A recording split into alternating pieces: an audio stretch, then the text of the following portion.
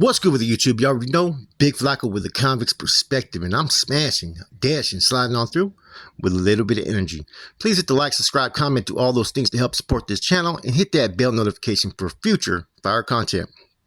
So, today I got a question, right, about the situation in Salinas Valley, that goes all the way back to high desert, and what would the NF do if it was a similar situation, right? And I thought about it. I'm like, man, there's been some similar situations, not identical, right? But I'm going to talk about them. And this is basically the Mexican Mafia has been politicking against the NF since the end of all hostilities. And no one is recognizing or saying shit about it.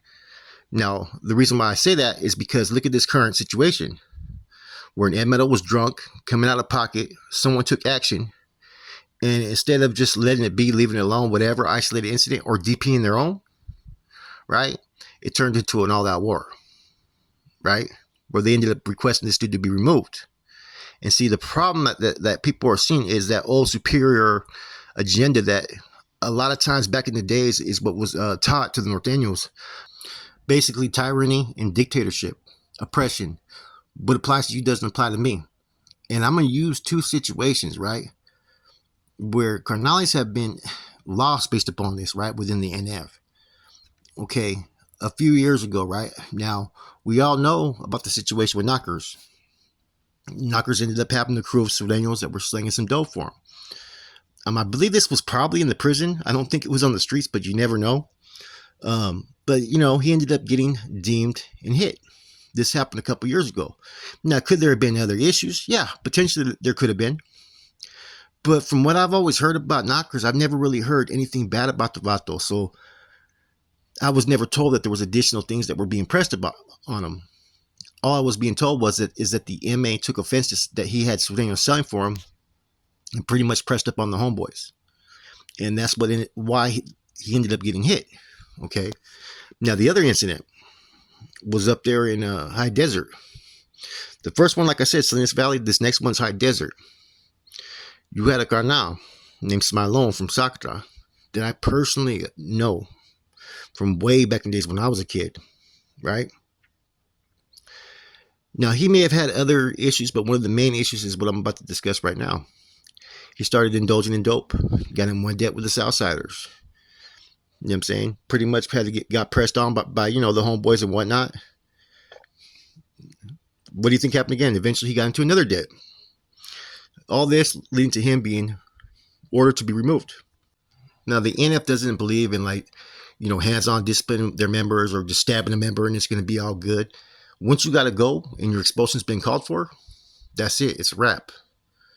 So was he, the due process in both these situations, you kind of question what really happened, number one.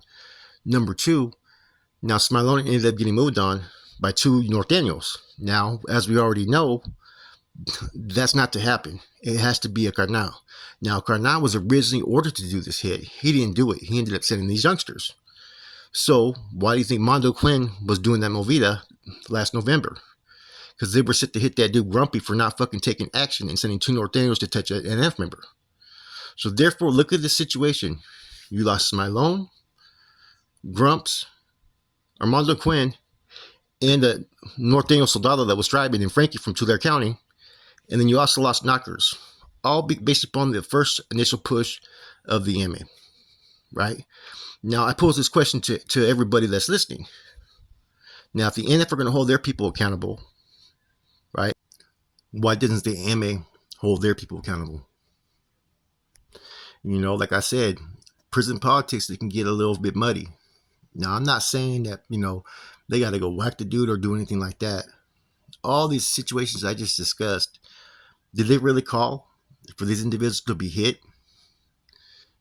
For, let me see, 2 lives to be lost, and 3 lives to be lost in the process? Not at all.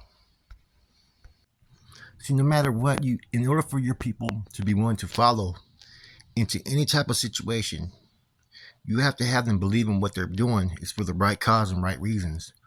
And when you witness stuff that's questionable, that's wrong, that'll make you say, how do you think your soldiers are going to stand behind that and continue to push? Now, I'm all for this end of hostilities. I'm all for Raza to coexist. But you can't have one side that is sitting there holding their people accountable when the other side isn't. Especially when that side that isn't holding their people accountable has tried to hold other people accountable. So that's where everything isn't looking right to me. And over just one man's issues, you could have a whole bunch of people who go to war, lives could be lost, time could be given, right?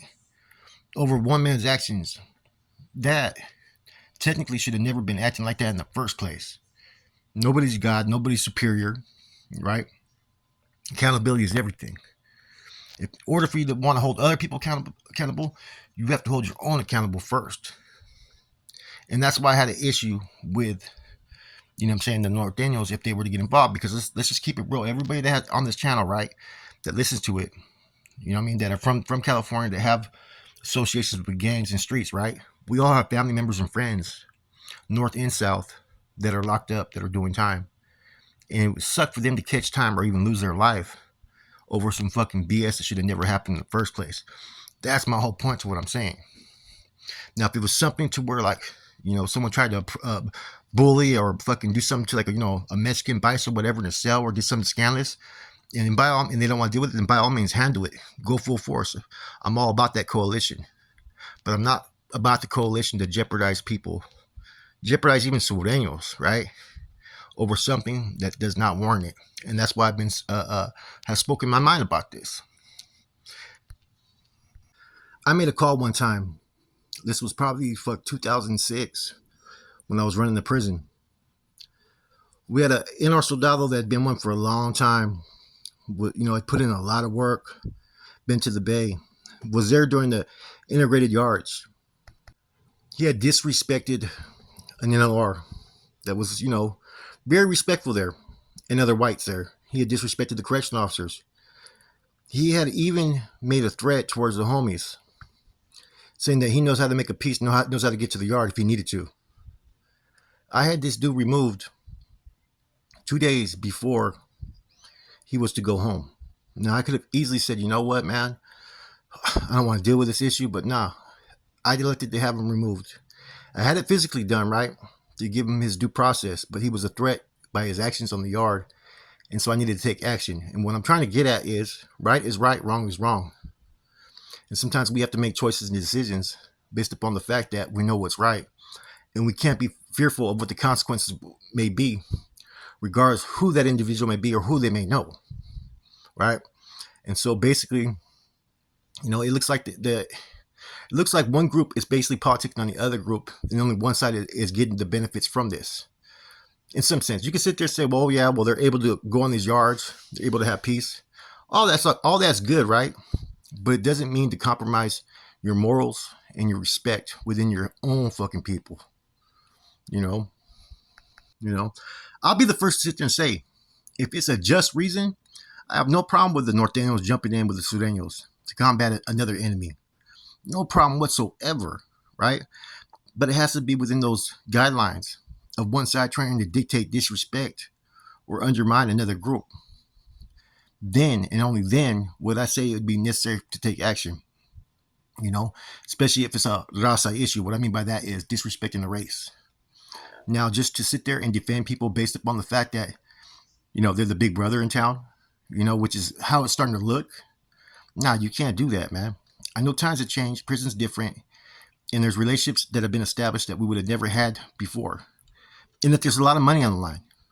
And that's what nobody's realizing, that the cost of war is going to affect the fucking income that all of these prisons generate every fucking month. And it's also going to fuck up the business relationships as well. Now, what would have happened if the NF both times said, you know what, we're not going to deal with our own people, or you know what, decided not to make an example of their own people? Could that have been war? Could that have been funk? You see where I'm going at with this? Now, the NF also has to look at things from another standpoint. Yes, this issue doesn't involve them, because it really doesn't. It wasn't their people that did this act. So if they're being involved because of this new understanding and relationship, you know, it's going to cause a lot, like I said, a lot of people are going to get affected by this. And a lot of manpower are going to lose that desire and that will. That's why the SNY yards are getting even deeper and deeper. And that's why I think this relationship is what it is because of the threat of all these SNY yards and groups that are fucking starting to fucking campaign and get more members every day. They feel threatened by it. Does not mean to concede to another group though that traditionally has been the number one enemy outside of fucking administration and its own fucking defectors, which is the MA. You know what I'm saying? Now, how do you make this work? I don't know. But it doesn't take anybody, with a college degree in fucking prison gang fucking politics, right, to understand what's really going on here, and that one side is pushing their will while the other side continues to concede, right? It's a weak look. I'm just gonna keep it 100. I'm not gonna sugarcoat it or not, and that's not from the fucking, the lineage I come from when we're out there representing, putting it down. And I know that there's a lot of people who still feel the same way, right? But it kind of bugs me though when I hear situations like this, just because I'm not active and have any voice in any of this, but I do have an opinion and I do have a feeling about this because some of these brothers I know, two of those brothers that are dead I know, Mondo, who was in the cell with me briefly for a minute, Quinn, and fucking Smilone, they're both dead. That was kind of triggered by some events that led up to this, right? And that's where I have kind of an issue, man, that you can't have things fucking that are one-sided. It has to be unilaterally applied to everyone if you're going to put any type of implementation on any other group or go to war. Because otherwise you got one fucking group that's fucking politicking and dictating the other programs. The Norteño cause in Lucha was about unity to fight against advancement, to fight against equality, to fight against those that want to press the people of the Raza Norteña, right, which is the northern race, from being able to be on these lines and be treated equally. I think all these groups really need to take a step back and hit a reset button and look at who the number one enemy is and who's really benefiting from this, which is administration, the system, the ones that want to shut down prisons or put people back in the shoe. Because everybody's basically fucking buying into what they already have out there as an agenda. You already got fucking Todd Asker who's locked up back in the hole, right? A couple other individuals from that end all hostilities are as well. And they're using violence based upon certain groups as a reason to keep them back there. And they've already went to the federal courts on one of these. Asker did, and he lost. So bear in mind, there's a lot of stuff at stake right now.